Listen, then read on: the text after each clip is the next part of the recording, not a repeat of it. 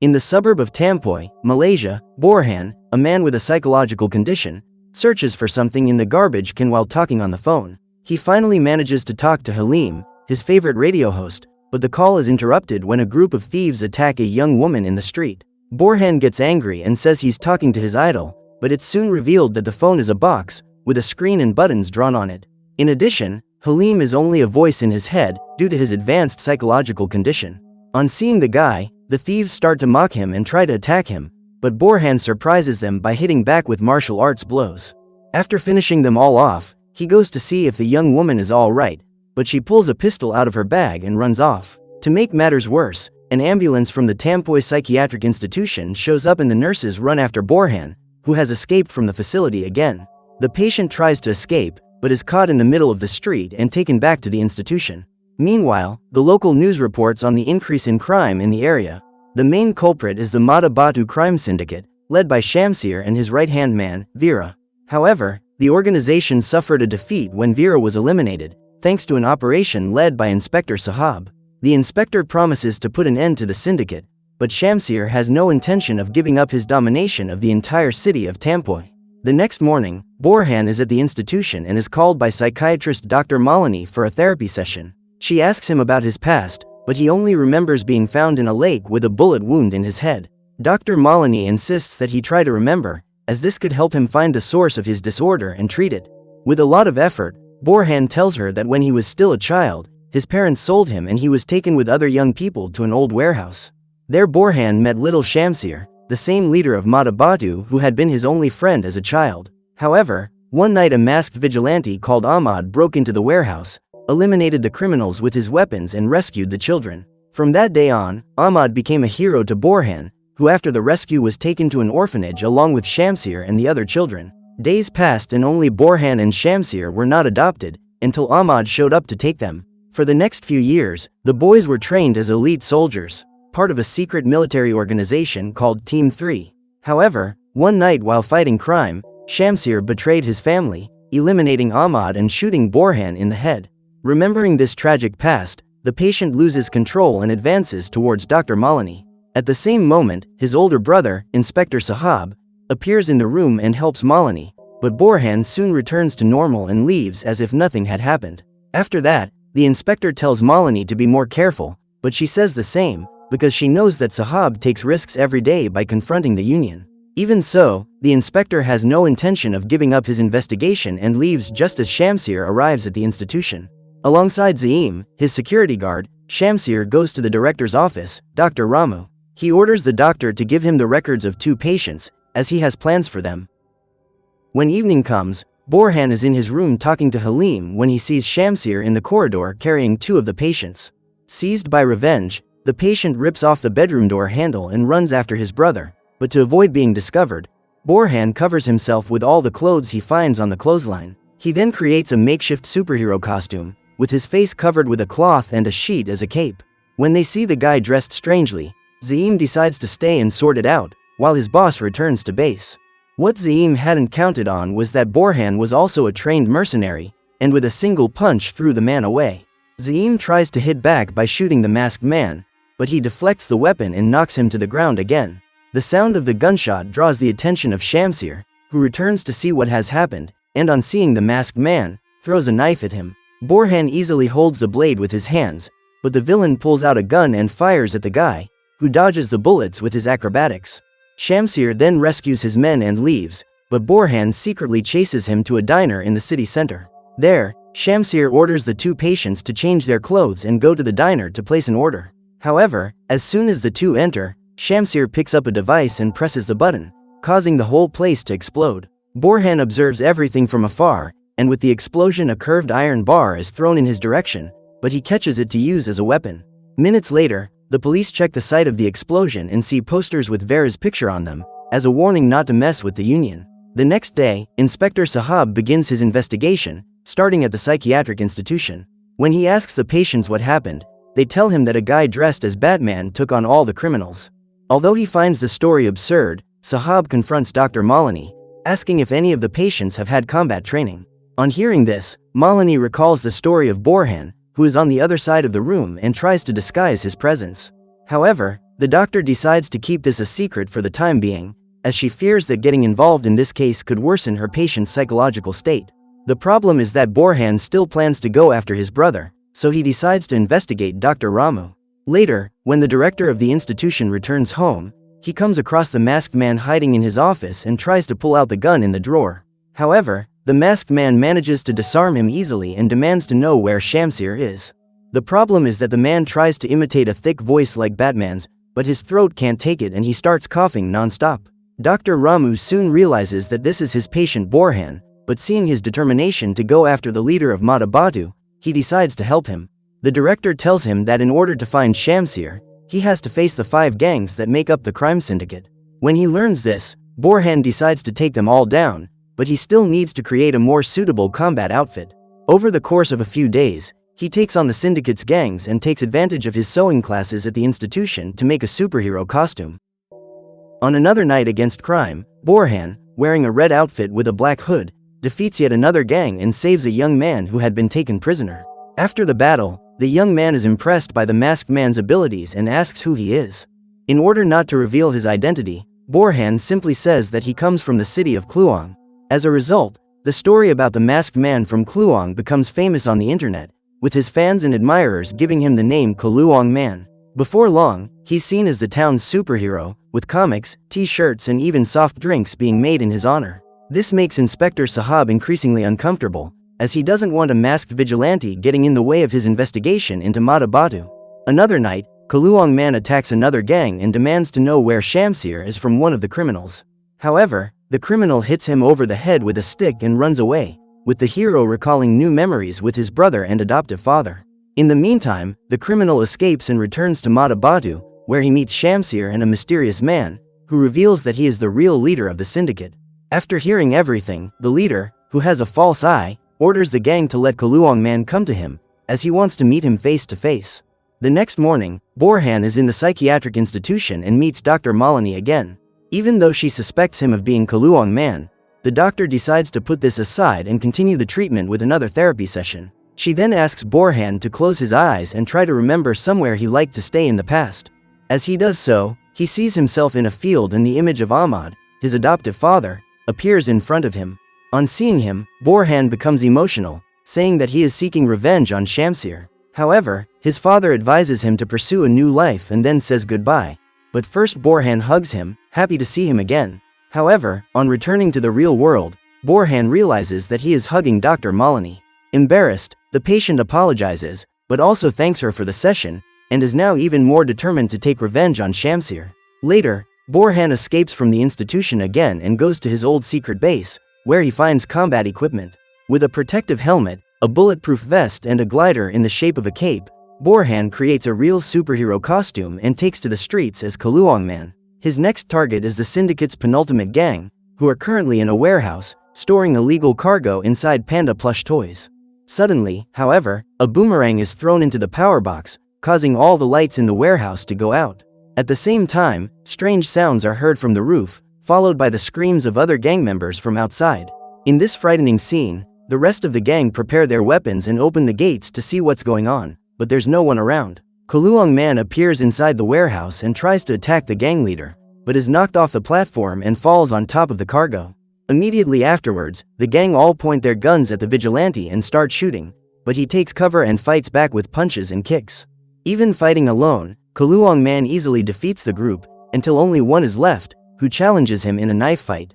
In response, the vigilante attacks him in a very painful area and knocks him to the ground, but he soon realizes that there are no henchmen left to fight.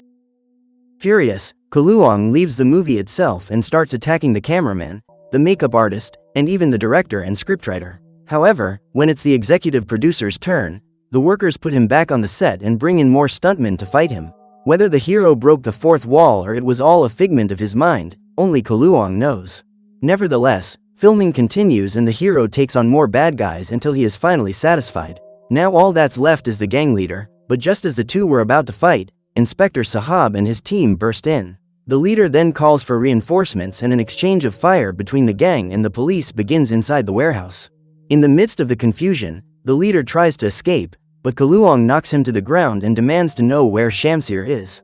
The guy replies that Shamsir is waiting for him in a building in the city, but at that moment, Inspector Sahab also appears and tells Kaluang Man to surrender. However, they are both surrounded by more gunmen from the gang, and even against his will, the inspector has no choice and joins forces with the hero. Together, they take on the bandits, with Kaluang Man using his combat skills to take them down one after the other.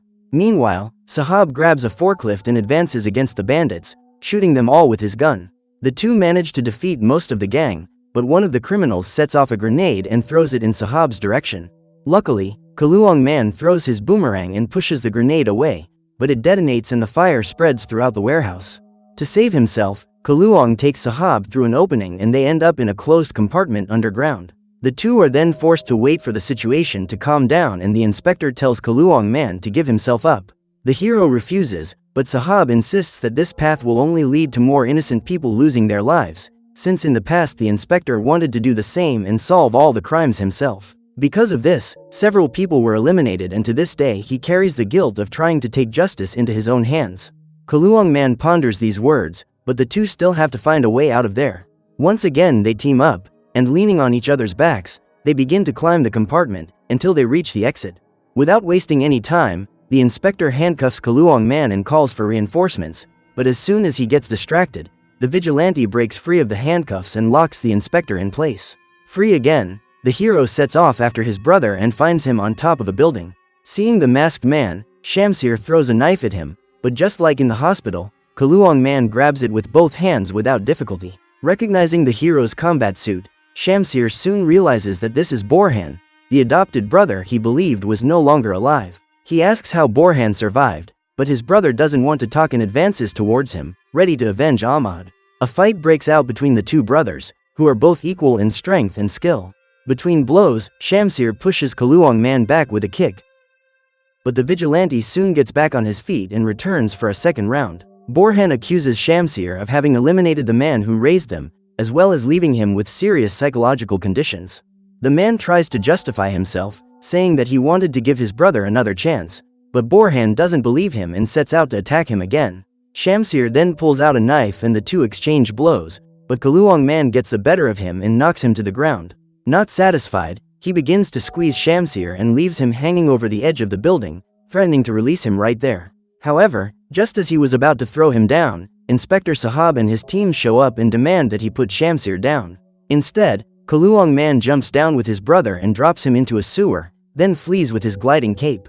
Hours later, Borhan returns to his room, happy to have survived yet another fight against the crime syndicate. However, it doesn't take long for the whole gang to come after him, and when they arrive at the psychiatric institution, they start destroying the entire place with bazooka fire. Before long, the place is engulfed in flames and several patients lose their lives or are seriously injured. The gang then seizes the opportunity and invades the place in search of Borhan, when they find Dr. Malini in her room. The criminals try to capture her, but Borhan appears to save her, and with his swift blows, defeats them all. Dr. Malini's suspicions are soon confirmed, but Borhan tries to disguise it and tells her to get out of there as soon as possible. She obeys, and in the middle of her escape, she runs into Sahab, who has come to the institution to rescue her. The two try to escape down the corridor, but are approached by a gunman, who fights Sahab, but Malini saves her brother by hitting the man in the back. After this fight, Sahab asks his sister to escape through the back exit, while he stays to help the rest of the patients. At the same time, Borhan goes to the dormitory, when he is surprised by an incendiary grenade, which is about to explode. Fortunately, Borhan takes cover behind one of the beds, but when the smoke clears, he meets none other than Ahmad. He believes it's just another illusion, but his adoptive father appears with one of his eyes injured, revealing him to be the true leader of Mata Batu.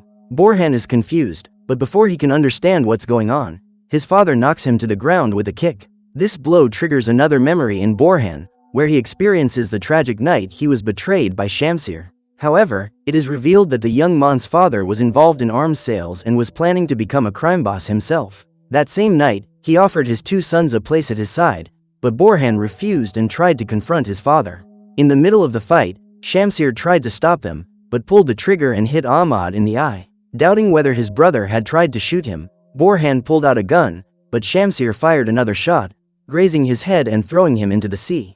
Now that he knows the truth, Borhan returns to reality and tries to stop his father, but he is weak and begins to be attacked by Ahmad. He asks his father for mercy, but Ahmad blames him for what happened to his eye and prepares to shoot him once more. Before it's too late, Inspector Sahab appears and shoots Ahmad, who manages to escape, but Borhan is safe. After that, Sahab takes the patient to safety when he sees Zaim carrying a briefcase.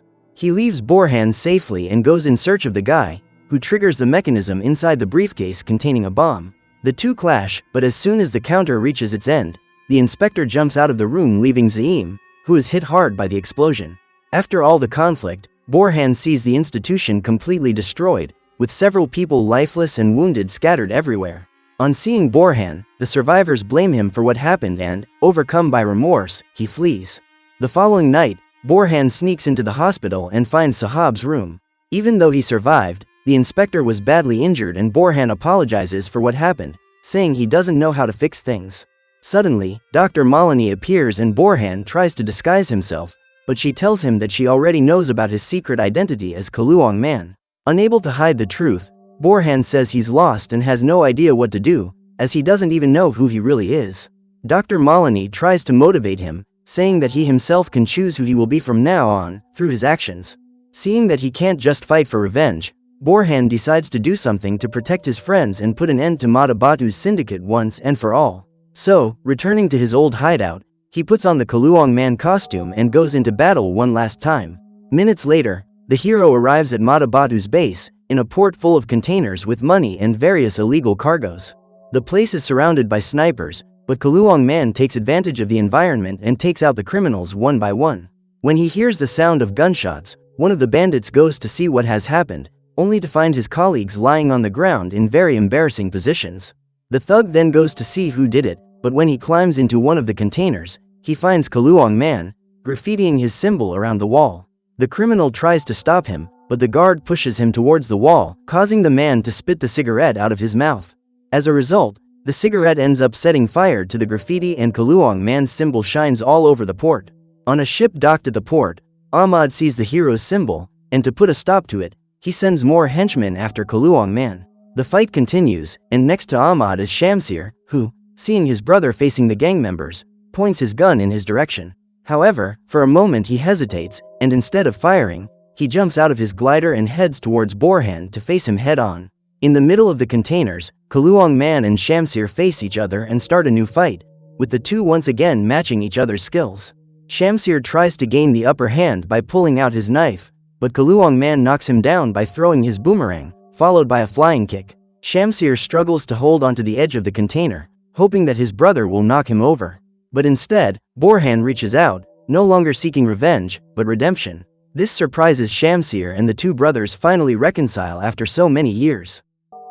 However, Ahmad watches from afar, furious, and then pulls out a huge bazooka and fires it at his sons. With the rocket coming towards him, Shamsir breaks free from his brother and sends him running, but they are both hit by the blast. Minutes later, Kaluang Man wakes up with part of his mask destroyed and sees Ahmad coming towards him. Even weakened, the hero tries to resist, but Ahmad starts attacking him non-stop and prepares to deliver the final blow. However, Shamsir throws a knife and hits the villain's shoulder, but in response Ahmad pulls out a pistol and discharges it at his own son. Furious, Kaluang Man gathers his remaining strength and sets out to fight Ahmad one last time. In the midst of exchanging quick punches, the hero confronts his father, saying that he considered him a hero and only wished to be loved by him. However, Ahmad replies that he only raised him to be soldiers in his plan for domination and throws another punch at Kaluang Man. However, the hero blocks his attack and pushes him back, saying that he won't let him commit any more crimes. Finally, the hero removes his mask and attacks Ahmad mercilessly, until he knocks him to the ground and removes his fake eye with one punch. With the villain defeated, Borhan runs to Shamsir, who is in his last moments and apologizes to his brother for everything. Shamsir then loses his life in his arms and Borhan cries, realizing that all this time, his adopted brother was the real hero. Hours later, the police arrive on the scene, only to see Ahmad and his men arrested, thanks to Kaluang Man. Days later, Kaluang Man's heroic act only makes him even more famous in the city, which is trying to rebuild itself after the end of the Mata Batu gang. The psychiatric institution is also rebuilt and the patients return there, being cared for by Dr. Malini. As for Borhan, he continues his quest for redemption, saving as many people as he can with his new identity, the superhero Kaluang Man. However, he's going to need a sidekick, and one crime-fighting morning, he appoints an orange cat he's found as his new partner, Baby Cat. So what did you think of this movie? Leave it in the comments below. And if you liked the video, like and subscribe for more movie recaps. See you next time.